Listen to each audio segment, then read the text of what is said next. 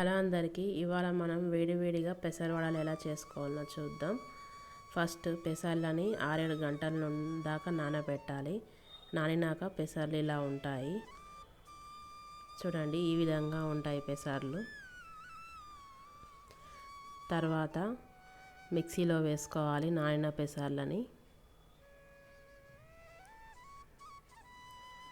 తర్వాత మిర్చి వేసుకోవాలి. సరిపోని మిర్చి వేసుకొని ఒక ఉల్లిపాయ ముక్కలు వేసుకోవాలి. తర్వాత అల్లం వేసుకోవాలి. తర్వాత ఎల్లిపాయలు, జీలకర్ర,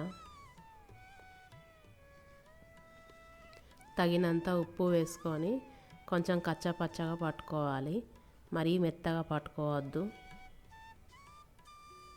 ఈ విధంగా కొంచెం కచ్చాపచ్చగా పట్టుకోవాలి. తర్వాత ఒక తడి క్లాత్ తీసుకొని దాని మీద వడల షేపు లాగా ఒత్తుకోవాలి. తర్వాత ఆయిల్ హీట్ అయ్యాక స్టవ్ సిమ్లో పెట్టుకొని వడలు వేసుకోవాలి. వేడి నూనెలో ఒక 5 మినిట్స్ సిమ్లో పెట్టి తర్వాత హైగా పెట్టుకోవాలి. అలా చేయడం వల్ల 5 మినిట్స్ సిమ్లో పెట్టడం వల్ల లోపల ఉడికిపోతాయి వడలు. తర్వాత హైగా పెట్టుకోవాలి ఫ్లేమ్. తర్వాత క్రిస్పీగా కలర్గా వస్తాయి. ఈ విధంగా వేయించుకోవాలి.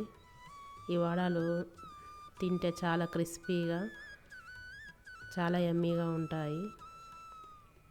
నూనెలో నుండి తీసేయాలి. బ్రౌన్ కలర్ వచ్చేంత వరకు వేయించుకొని నూనెలో నుండి తీసేసేయాలి. తర్వాత వేడివేడిగా తింటే చాలా బాగుంటుంది. అంతే, పెసర వడలు రెడీ.